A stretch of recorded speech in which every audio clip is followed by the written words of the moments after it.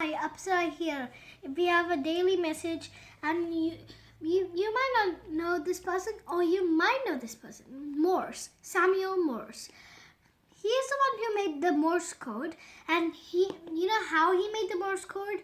He got an alphabet, and he thought how to make the alphabet in dots and dashes version. So he made an SOS version on ships.